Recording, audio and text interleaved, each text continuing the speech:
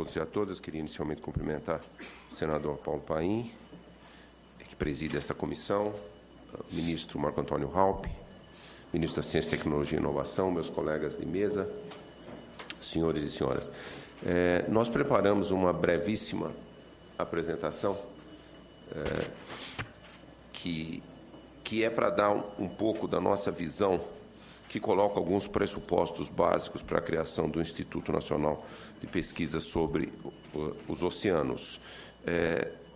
Essa ideia, ela não é nova, ela é um pleito antigo da comunidade científica nacional, de que o Brasil necessita de uma estrutura no governo federal que dê consequência às suas políticas científicas, tecnológicas, o aproveitamento dos recursos naturais, a preservação da biodiversidade do vasto Oceano Atlântico e uma parte considerável desse oceano sobre a nossa responsabilidade. Então, no Ministério, nós temos pensado nessa questão já há algum tempo e vocês vão ver o ponto que nós chegamos dessa reflexão e o início, vamos dizer assim, da nossa proposta. O próximo, por favor. Esses dados são muito conhecidos do potencial muito grande que o Brasil tem na questão oceânica e em relação a esse potencial e essa responsabilidade, nós temos muito o que fazer. O desenvolvimento das ciências oceânicas, ela é aquém das necessidades. Isso é um diagnóstico muito claro que nós já o temos há muitos anos e é o momento mais que indicado de nós recuperarmos esse passivo de conhecimento e de uso dos recursos oceânicos em prol da sociedade brasileira, em prol também do desenvolvimento sustentável do nosso país e também do planeta. O próximo. Esses dados também são muito conhecidos, mas o que eu queria destacar aqui, inicialmente, é o déficit de conhecimento. Às vezes as pessoas podem não se dar conta de que o Oceano Atlântico é o menos conhecido de todos, principalmente o Oceano Atlântico Sul, devia ser mais preciso. Menos do que os oceanos do Sul, menos do que a margem antártica dos oceanos. Então, é onde existe o maior déficit de conhecimento sobre o oceano, sobre o papel do oceano nessa importantíssima regulação climática, como o Oceano Atlântico Sul vai responder ao aquecimento global. E essa resposta tem tudo a ver com o clima do Brasil, com as variações, com os extremos e com a nossa imensa disponibilidade de água. Tudo isso tem a ver com o Oceano Atlântico. Então, é muito importante. E, fora isso, é uma imensa fonte de energia, já o é, através dos recursos das energias, dos recursos minerais e potencialmente energias renováveis, riqueza mineral, fonte de alimentos. Aqui já foram dados vários exemplos no filme e nas pesquisas da FURG sobre como fonte de alimentos. O potencial é muito grande e esse potencial tem que ser realizado e o Brasil tem que se preparar para isso. O próximo, por favor. Cada vez que se estuda o Oceano Atlântico, mais se aprende e mais se quer aprender. Esse é um resultado de um só estudo, mostrando que a corrente das agulhas ali no sul, que faz a volta na África, ela tem mostrado um aumento com os anos. As causas ainda não são muito bem conhecidas. Esse é um pequeno exemplo do quanto nós precisamos ainda estudar e aprender sobre o Oceano Atlântico. O próximo. O Oceano Atlântico tem tudo a ver, o próximo, por favor, tem tudo a ver com as mudanças climáticas. Elas afetam profundamente o oceano e, através do oceano, essas mudanças se refletem no clima do Brasil. O nível do mar está aumentando em todo o mundo, não é diferente na nossa costa, 20 centímetros no último século, projeção entre 50 centímetros e 1,2 metros nesse século. Nós tivemos um furacão, primeira vez registrado em todo o Atlântico Sul, em 2004. A erosão costeira já é um fenômeno que atinge inúmeras áreas e cidades costeiras. Um problema que emergiu nos últimos 10 anos, mas que é de enorme repercussão, a acidificação dos oceanos, que vem acontecendo pela dissolução do CO2 atmosférico e que pode modificar completamente a vida marinha nos próximos 50 anos ou mais, e também a influência dos oceanos nos eventos extremos que vem acontecendo cada vez mais. O próximo, enorme responsabilidade do Brasil com a biodiversidade, a pouca conhecida biodiversidade do Oceano Atlântico, a menos conhecida de todos, do Atlântico Sul, de todos os continentes. Ela em si exige uma responsabilidade grande do Brasil pela sua conservação, mas também pelo potencial uso. O próximo, por favor. Biotecnologia oceânica é uma área que está emergindo mundialmente com muita força, uma área de ponta de pesquisa, talvez a que mais reserva boas surpresas nas próximas décadas. Não é só farmácia, não é só drogas, é o aproveitamento através da biotecnologia de imensos recursos marinhos. O próximo, não vou me estender muito aqui, estou do lado do colega do Ministério da Pesca e a Cultura, que certamente vai falar mais. Muitas décadas atrás se imaginava que o potencial era pequeno, as águas são relativamente mais pobres em peixes do que outras áreas super produtivas em peixe, mas isso a ciência e a tecnologia podem reverter, e a aquicultura oceânica nas zonas costeiras reserva um enorme potencial a ser explorado. O próximo, não preciso dizer muito aqui, a maior parte da independência energética que o Brasil tem hoje com relação a petróleo e gás vem do oceano, do que já está sendo extraído, e muito mais. O próximo, por favor, está na linha de possibilidades concretas desse imenso recurso energético que o Brasil tem descoberto na última década no pré-sal. Depois que esse recurso acabar, e ele vai acabar, talvez o petróleo, o pico dele aconteça por agora ou na próxima década, depois ele vai ficar mais caro, mais escasso. O Brasil tem uma grande vantagem, que ele tem ainda esse recurso por muitas décadas, mas um dia ele vai acabar. E nós precisamos pensar quais serão as fontes futuras, o próximo, e as fontes futuras de energia, inegavelmente, são as fontes renováveis. E, outra vez, ciência e tecnologia, elas estão demonstrando a viabilidade econômica dessas fontes. A eólica já é uma fonte viável economicamente.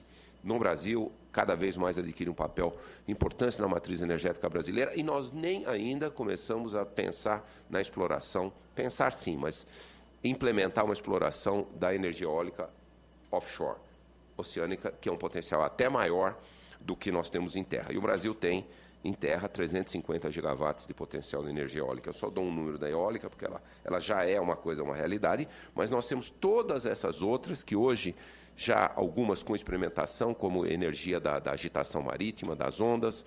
Nós temos muito potencial de energia de maré no norte, no Amapá, em partes do Pará, do Maranhão, e várias outras possibilidades, biodiesel de algas, outras formas, outros produtos de algas, e também correntes oceânicas, gradiente térmico nos oceanos. O oceano também vai ser, já é em alguns lugares, e será uma grande fonte de energias renováveis. Para explorar tudo isso, o próximo, nós precisamos incentivar de forma muito decisiva a produção de novas tecnologias. Nós já temos excelentes laboratórios no Brasil, a COP é, sem dúvida, um deles, de destaque, mas nós temos vários outros projetos que buscam desenvolver a tecnologia de aproveitamento dos recursos, tecnologia de observação, a tecnologia de engenharia subaquática e várias outras tecnologias, e o Brasil tem que dar esse passo, sem dúvida. O próximo, o potencial do Brasil é muito grande, mas também nós carecemos de muito conhecimento. Por exemplo, essa imensa área da região oceânica amazônica, do Amapá até o Maranhão, é ainda uma das regiões menos conhecidas. Inclusive, o ministro já se referiu a essa. Eu, que sou cientista e da área ambiental, me fascina demais entender o que acontece quando 230 mil metros cúbicos por segundo de água carregada de sedimentos entra no Oceano Atlântico. Isso modifica muito as circulações oceânicas, a bioquímica do oceano, a vida oceânica. Isso tudo está para conhecer. Então, nós temos um enorme desafio. E um desafio também que tem repercussões econômicas, por exemplo, em função da pesca. Então, essa é uma pequena introdução. Para quê? Para chegar agora e colocar um pouquinho mais para vocês o próximo, porque o país necessita de um Instituto Nacional. Destaquei nacional em vermelho, porque é exatamente essa a questão. Porque nós não estamos felizes com o arranjo institucional, com os vários institutos de pesquisa que hoje estão ligados principalmente às universidades do Brasil, às universidades federais, universidades estaduais. Por que é importante criar um arcabouço de organização das pesquisas e das atividades em oceanografia no âmbito federal? Deixa eu primeiro dar alguns brevíssimos exemplos como outros países se organizam. Próximo. Em todos esses países, todos desenvolvidos, e há vários outros também, aqui nós selecionamos só alguns exemplos, podia citar também a China, que é um país em rápido desenvolvimento como o Brasil. Mas deixa eu dizer, em países onde a oceanografia é muito bem estabelecida, tradicional, centenária, a pesquisa oceânica, como eles se organizam. Então, os institutos nacionais, eles são realmente uma amálgama das atividades regionais em oceanografia e em aproveitamento dos recursos oceânicos marinhos em todos esses países. E são instituições muito fortes e são instituições nacionais. Na França, é o IFREMER, no Japão, o JAMSTEC, nos Estados Unidos, na Inglaterra, o National Oceanography Center, em Southampton, e nos Estados Unidos, parte da NOAA. A NOAA, para os que não sabem, ela é centenária, ela surgiu no século XIX nos Estados Unidos com a pesca. A NOAA foi exatamente os Estados Unidos resolveu começar a organizar a pesquisa necessária para a pesca e criou a NOAA. E hoje a NOAA cuida de toda a oceanografia, toda a meteorologia também, mas a NOAA é um instituto de 5 bilhões de dólares por ano, para lhes dar uma ideia da dimensão. Próximo. Vamos usar o exemplo só do Japão e da França, que eles se aplicam ao conceito que nós queremos propor para o Brasil. O Japão tem 5 centros regionais, desde a ilha aqui embaixo de Okinawa até o norte do Japão, são vários centros regionais para exatamente cada um com uma missão específica, uma missão regional, uma missão temática, e o Japão tem uma belíssima frota de navios de pesquisa oceanográfica, 6 navios de mar aberto, mais navios polares. Então, esse é um modelo que nós temos que estudar com atenção e talvez nos espelharmos nesse tipo de modelo. O próximo, um modelo parecido, é o modelo da França, que se organiza, a sede do Instituto do Japão é em Tóquio, a sede do Instituto IFREMER na França é próxima de Paris, mas, na verdade, Paris não é uma cidade, obviamente, costeira, mas ele se distribui em vários 5 centros regionais, em amarelo, 21 laboratórios costeiros. Então, tanto no Mediterrâneo quanto no Oceano Atlântico, a França tem uma estrutura muito forte, o IFREMER é um dos institutos mais fortes em oceanografia de todas as naturezas que existem no mundo. Uma frota também de navios para pesquisa costeira, para pesquisa de mar aberto, para pesquisa antártica, ártica, é realmente também um outro país que nós nos espelhamos. Então, esse conceito de um centro, que na verdade não é uma instalação física central, mas é uma rede de centros regionais, esse é um modelo que nós achamos apropriado para o Brasil. Próximo. Falar um pouquinho do Brasil. Quer dizer, a pergunta que eu já fiz, retórica, se já não há um suficiente número e densidade de instituições vocacionadas para a oceanografia em âmbito universitário.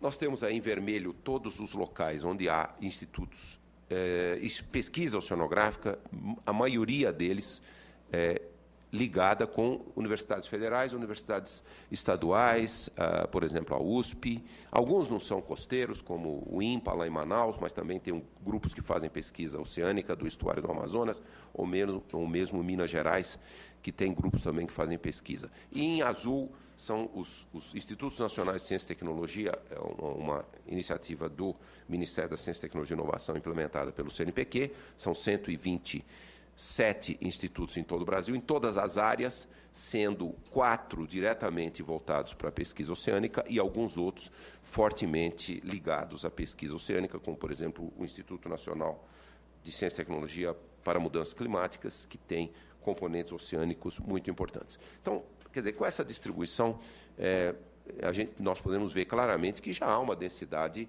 uma cobertura regional, vários institutos aí cobrindo praticamente toda a costa do Amapá ao sul do Rio Grande do Sul.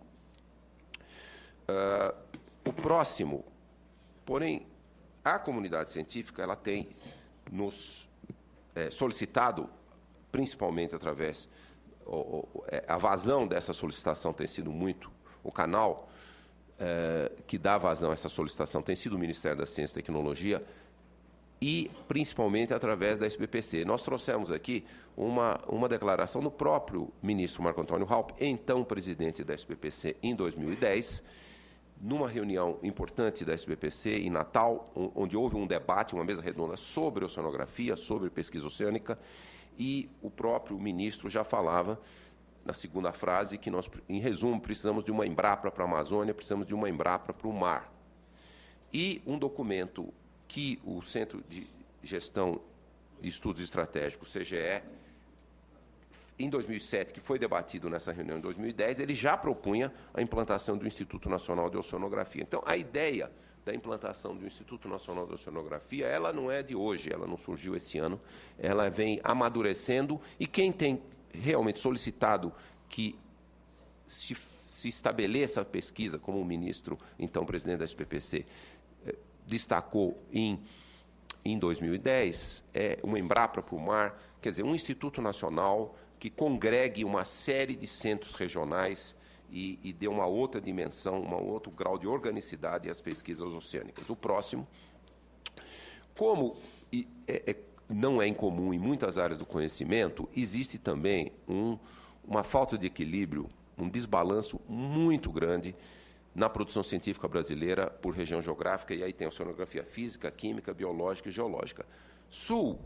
Sudeste responde por grande parte, quase 80% da produção, e quando soma com o Sul, isso passa de 90%, e é lógico que esses desequilíbrios regionais, eles não são resolvidos se não houver uma enorme ativa política pública, e o MCTI tem uma responsabilidade muito grande de criar os mecanismos para que esses desequilíbrios sejam superados. O Instituto ele tem que atender a essa questão importantíssima desses desequilíbrios. O próximo. As universidades têm feito o seu papel, é só olhar esse gráfico da formação, presta atenção nos últimos 10 anos, um crescimento exponencial da formação de mestres e doutores em oceanografia, nas várias áreas de oceanografia, ainda que, quando a gente olha os números absolutos, principalmente doutores, que são vamos dizer assim, os pontos importantes para a geração do novo conhecimento, para a formação de quadros para a oceanografia, nós vemos que esse número ainda ele é um número que nós temos que chamar modesto. Então, também existe a importância de fazer um grande esforço de aumentar bastante o número de doutores. O Brasil certamente não deveria estar formando menos que 200, 300 doutores em oceanografia por ano, e nós estamos ainda formando um pouco menos de 100. O próximo. Bom, a dimensão geográfica. O ministro já se referiu a isso, eu não vou me expandir muito mais, mas, obviamente, o Brasil tem 8.500 quilômetros de zona costeira, cobrindo muitos domínios bastante diferenciados de oceano, o Atlântico Sul e a projeção do Atlântico Sul para a Antártica e a importância das pesquisas que o Brasil faz na Antártica, o Atlântico Central, subtropical, que tem uma oceanografia bastante distinta e também é onde hoje se concentra grande parte dos recursos energéticos do pré-sal, o Atlântico Tropical, com a sua tremenda importância no controle do clima de boa parte do Brasil, e também eu quero destacar aqui, até pela fascinação científica que essa área traduz, a Foz do Amazonas, e podia ter colocado muito mais diversidade se a gente olhar os subdomínios dessa variabilidade e, principalmente, se a gente olhar a enorme variação que existe na zona costeira, nesses 8.500 quilômetros. Então, digo isso para justificar um pouco mais esse conceito que o Ministério traz ao debate, que nós temos que ter realmente uma estrutura descentralizada, um número, pelo menos a médio e longo prazo, um número não pequeno de centros regionais, cada um representando uma dessas regiões com as suas peculiaridades. O próximo. Então, em linhas gerais, o objetivo que nós estamos trazendo para o debate, e isso ainda precisa amadurecer muito, eu até parabenizo o Senado por lançar aqui no Congresso essa discussão, e nós temos que rapidamente amadurecer e chegar ao ponto de criar esse instituto e que ele que seja criado após uma reflexão e após nós termos envolvido o maior número possível de parceiros. Mas o objetivo principal é promover a pesquisa científica multidisciplinar e interdisciplinar no Oceano Atlântico Sul tropical, suas interações com a atmosfera e com o continente.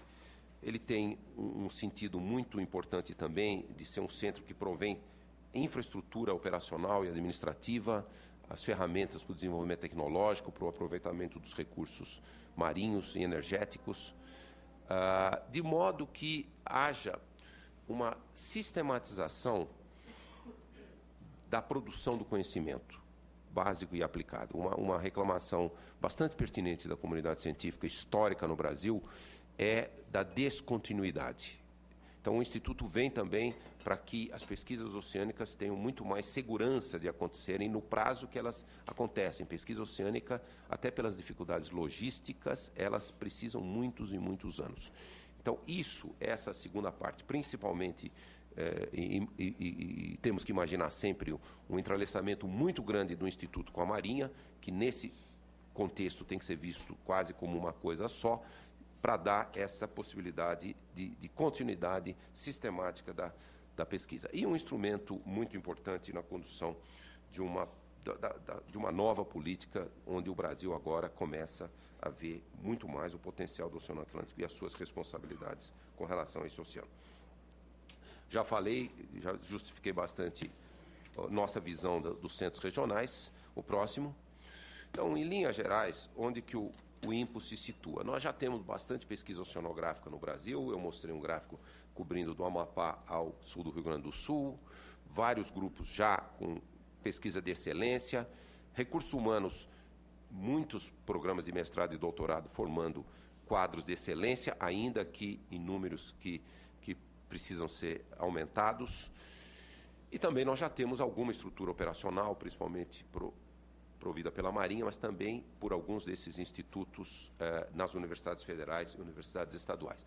O INPO vem realmente para dar organização, para aumentar os recursos, para dar permanência, continuidade e sistematização da união dessas três necessidades, né? Da união da formação de recursos humanos para pesquisa, pesquisadores, técnicos, estudantes, gestores, tripulação, a parte da estrutura operacional com laboratórios, tecnologias, capacitação e treinamento, e também navios, sensores, instrumentos, plataformas e tecnologias. Então,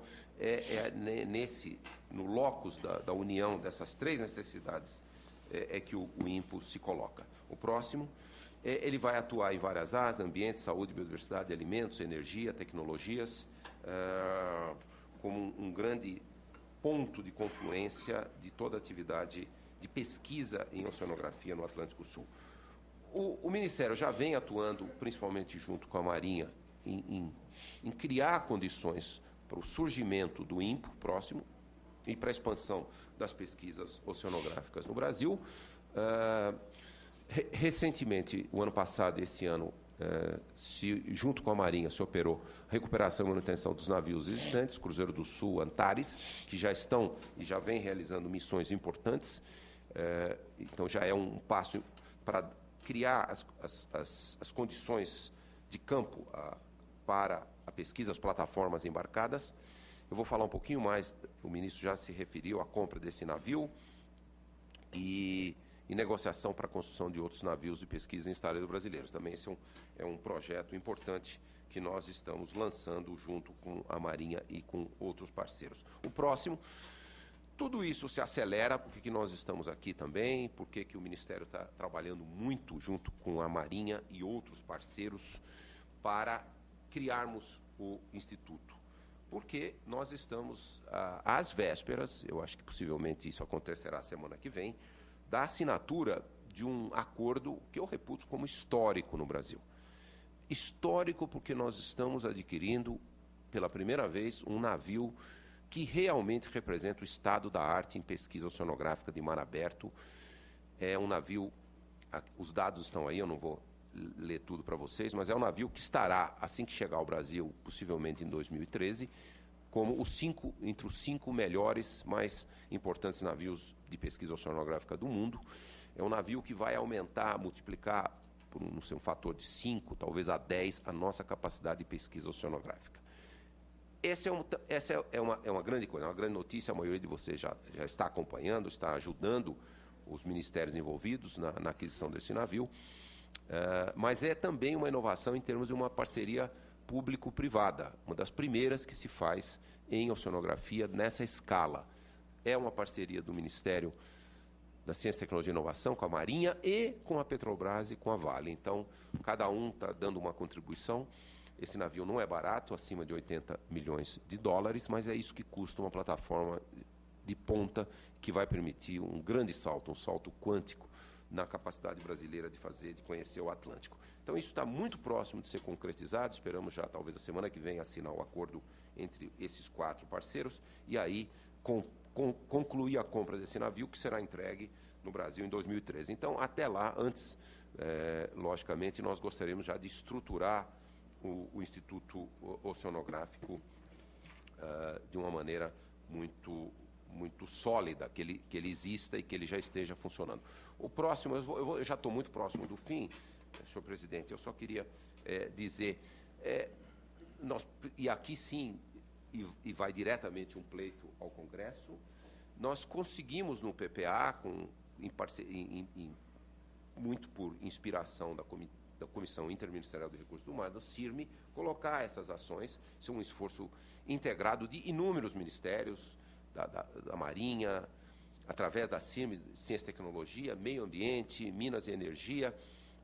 Então, essas frases, elas estão lá, o programa do 2046, o objetivo Mar, Zona Costeira e Antártica, e depois o 0488, que é a criação do Instituto. Isso já está lá, ainda sem recursos claramente alocados. Então, nós precisamos realmente transformar essa medida em ação orçamentária e pediríamos realmente prioridade no Congresso nessa discussão.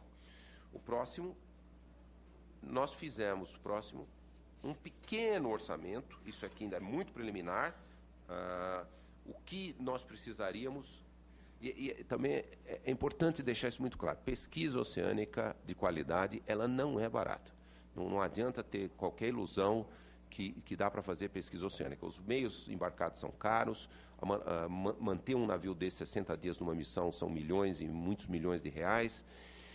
Então, nós temos que realmente entender que essa pesquisa é cara, o retorno é muito alto, mas a pesquisa é cara. Esses são alguns números ainda muito tentativos. A operação e manutenção da flotilha, 3 navios por ano. Aqui não está colocada a parte antártica, isso só os navios não antárticos, esse novo navio e mais os outros que a Marinha tem colocado à disposição da comunidade científica. Óleo combustível, o complexo da construção, do INPO, recursos humanos e gestão administrativa. Então, esses são os números tentativos e nós gostaríamos muito de ter o apoio no Congresso para que esses números se tornem realidade já a partir de 2013. O próximo, e terminando, os próximos passos. Então, nós estamos realmente a concepção estratégica, agora essa concepção ela ser expandida e ser discutida amplamente com todos os setores do Brasil, no âmbito do governo federal, nos ministérios, com as universidades federais, com os institutos de oceanografia e com parceiros privados. E após batermos um martelo no que será o Instituto, aí sim, nós temos também que converter essa ação, achar os recursos, mobilização nacional, aí uma série de ações diretas, um projeto básico, um projeto executivo da criação, um envolvimento, a gente colocou como recrutamento de mentes brilhantes. A comunidade, esse instituto existe porque a comunidade científica pediu e tem apoiado. Então, esse instituto ele tem que ser visto como instituto da comunidade científica, da comunidade tecnológica, agora olhando a comunidade tecnológica também com o setor privado, com o setor empresarial. Petrobras, Vale, uma série de empresas que têm interesse oceânico, interesse também da CPRM em minerais, exploração de minerais, e trazer esses parceiros e fazer como um grande projeto nacional. E o meu último slide, e peço desculpa por ter tomado um tempo um pouco grande, é um pouco como nós estamos começando a montar essa grande articulação. O Instituto ele deve ser um grande articulador de inúmeras ações no governo federal. O MCTI, principalmente o Centro de Desastres Naturais, e o INPE já tem interesse e pesquisa e necessidade de parcerias com o INPE. O Ministério da Defesa, a Marinha, central em todo esse esforço. O MEC, é importante esclarecer, o ministro Mercadante tem dado muito apoio, ele considera essa área prioritária, inclusive no sentido de, na rede de institutos federais de tecnologia, que o ministro Mercadante está particularmente interessado em criar o quanto antes é um instituto no Nordeste, em Instituto Federal de Tecnologia para a Pesquisa Oceânica, para a aquacultura relacionada com o Atlântico Tropical. O Ministério da Pesca vai certamente ser um parceiro muito forte, muito importante. CPRM, eu já falei, Ministério do Meio Ambiente, que tem um imenso programa oceânico de conservação da biodiversidade, de proteção ambiental, costeiro também, Ministério da Integração, Desenvolvimento Regional das Zonas Costeiras e também Desastres Naturais, e, por fim, e não menos importante, toda a articulação da CIRME. Do lado de cá, universidades, institutos, os INCTs, os institutos federais e institutos estaduais e regionais, que, na verdade, como eu menciono e destaco novamente, é onde vem a fonte de inspiração para a criação desse instituto, é de onde a demanda foi feita. Nós, no Ministério, eu finalizo agradecendo a oportunidade, senador Paim, e dizendo que nós estamos muito entusiasmados com a possibilidade de nós, muito em breve, colocarmos o Brasil numa outra posição com relação ao seu potencial de pesquisa oceânica. Muito obrigado.